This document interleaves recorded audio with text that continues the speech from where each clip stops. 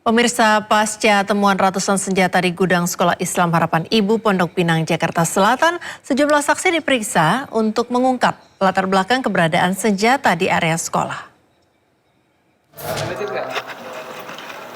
Polisi merilis temuan 995 senjata di gudang Sekolah Islam Harapan Ibu.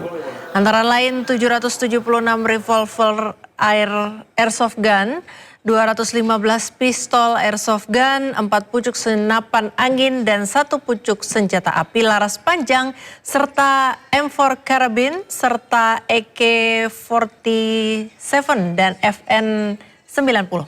Saat ini polisi telah memeriksa sejumlah saksi sudah berjalan secara maraton. Terkait temuan narkoba, polisi juga masih menyelidiki identitas pemilik narkoba. Selain barang-barang yang ditemukan di lokasi, juga ada dokumen. Terkait dokumen-dokumen ini tentunya penyelidik Satreskrim sedang melakukan penyelidikan dan pendalaman. Langkah kami ini TKP di yayasan. Informasi yang kami dapat dari yayasan, kami melangkah berawal dari keterangan pihak yayasan. Dan kemarin sudah ada saksi yang diinterogasi untuk menelusuri tindak lanjut dari temuan ini. Pemirsa, Gubernur Jakarta Pramono Anung menanggapi temuan hampir 1.000 pucuk senjata, narkoba, dan CD porno di Sekolah Islam Harapan Ibu Pondok Pinang, Jakarta Selatan. Menurut Gubernur Jakarta, peristiwa ini telah mencoreng dunia pendidikan tanah air dan ia meminta semua pihak yang terlibat diproses sesuai ketentuan hukum. Terjadi di sekolah swasta di Kebayoran Lama yang ditemukan sangat mengejutkan. Senjata jumlahnya kurang lebih 995, kemudian ada narkoba dan juga ada hal-hal lain. Pertanyaannya apakah itu boleh atau jawabannya singkat aja, sangat tidak boleh. Dan yayasan ini benar-benar memberikan contoh yang tidak baik. Walaupun yang bersangkutan sudah dipecat dari yayasan yang ada. Tetapi mengenai apa yang harus dilakukan, maka karena sudah ditangani aparat penegak hukum dan sudah turun di lapangan dan sudah melihat bukti-bukti yang ada dan sekarang sudah dibawa ke Polda Metro Jaya, maka pemerintah DKI memberikan support sepenuhnya untuk diambil tindakan yang setegas-tegasnya untuk persoalan ini. Karena apapun di dunia pendidikan yang seperti ini tidak boleh terjadi. Sebelumnya, pemirsa, ratusan senjata api ditemukan di ruangan mantan Kepala Yayasan Sekolah Islam Harapan Ibu di Pondok Pinang, Jakarta Selatan. Tidak hanya senjata api, di ruangan ini juga ditemukan narkoba, CD film porno, serta alat cetak peluru.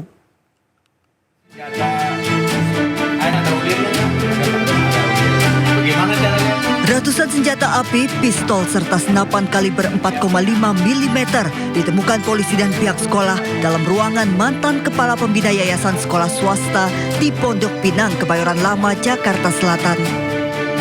Tak hanya senjata api, dalam ruangan ini juga ditemukan alat cetak peluru, narkotika jenis sabu dan ganja, serta sejumlah CD porno. Sekolah meminta pendampingan polisi membuka ruangan yang selama ini tertutup dikunci oleh eks-ketua yayasan untuk digunakan keperluan belajar mengajar. Eks-ketua yayasan sudah dipecat karena penyalahgunaan keuangan. Persisnya senjata itu apa saja, jenisnya bagaimana, kewenangan penyidik ya untuk melakukan verifikasi. Sehingga kami minta ada uji forensik juga terhadap senjata itu untuk memberikan kepastian bahwa senjata ini milik siapa juga, jenisnya apa dan sebagainya. Tapi teman-teman sekalian, buat kami sebagai sekolah, yang jelas penyimpanan senjata di tempat sekolah pasti dilarang oleh undang-undang. Pasti dilarang, pasti tidak diperbolehkan. Kenapa? Karena senjata api yang ditemukan tersembunyi dan berada di bawah tumpukan parang. Yang itu memang dilarang untuk digunakan kecuali untuk olahraga karena mematikan. Jadi kok bisa ada di situ pertanyaannya? Mereka buat silent di situ dengan cara menumpuk seperti barang biasa. Ternyata begitu saya buka, isinya seperti itu. Lalu tiba-tiba ada lagi yang lain, shotgun kaliber 1270. Selain mengungkap asal-usul senjata dan narkotika, sekolah juga meminta polisi menyelidiki pihak yang bertanggung jawab atas penyimpanan barang-barang berbahaya di lingkungan sekolah. Dari Jakarta, Rizky Fahlupi, iNews melaporkan. Pemirsa, mantan Jaksa Agung Muda Pidana Khusus Febri Adriansyah diperiksa oleh tim 9 Kejagung usai sholat Jumat tadi. Tersangka Febri diperiksa terkait kasus dugaan tindak pidana pencucian uang. Febri Adriansyah berangkat dari rutan KPK pada siang tadi diantar menggunakan kendaraan tahanan kejaksaan. Febri datang dengan mengenakan rompi tahanan merah muda khas Kejaksaan Agung. Febri datang sambil membawa map biru yang dipegang dengan erat. Hingga berita ini dibacakan, Febri telah diperiksa oleh tim 9 Kejaksaan Agung terkait sangkaan pencucian uang setelah ditemukannya uang ratusan miliar rupiah dan juga batangan emas di rumah dinasnya.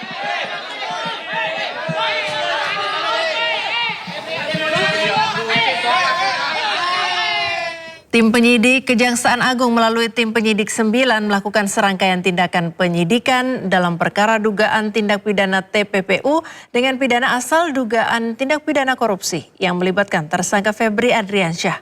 Selain itu, tim 9 Kejagung menggeledah satu lokasi di Bandung.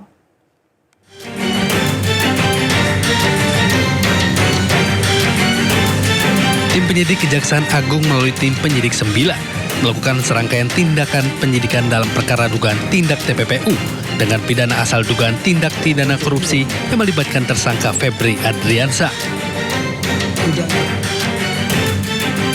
Anang Supriyatna, Kepala Pusat Penerangan Hukum Kejagung, tim penyidik 9 Kejagung menggeledah satu lokasi di Bandung, yakni rumah yang diduga milik tersangka NH.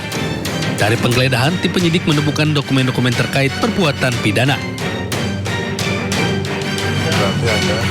Seluruh tindakan penyidikan dilakukan berdasarkan ketentuan hukum, acara yang berlaku, dan merupakan bagian dari upaya penyidik untuk memperoleh alat bukti, memperjelas konstruksi perkara, serta melakukan penelusuran aset yang diduga berasal dari hasil tindak pidana. Tim Liputan iNews melaporkan. Sidang perdana 2 gugatan pra-peradilan yang dilayangkan ex-Jampitsus Febri Adriansyah digelar 18 Agustus 2026. Gugatan pertama dilayangkan kepada Ditreskrimsus Polda Metro Jaya dan Kortas Tipikor Polri.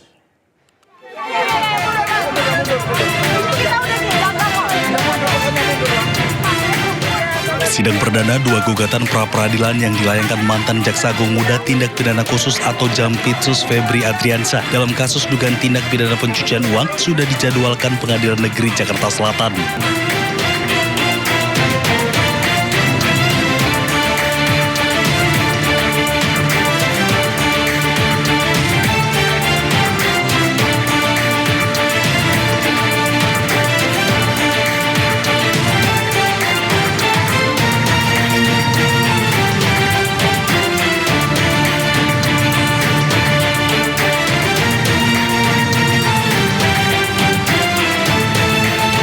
Pihak termohon yakni Direktorat Reserse Kriminal Khusus atau Ditreskrimsus Polda Metro Jaya, Kops Pemberantasan Tindak Pidana Korupsi atau Kortas Tipikor Polri, dan Direktorat Penyidikan Jaksa Agung Muda Tindak Pidana Khusus atau Jampitsus.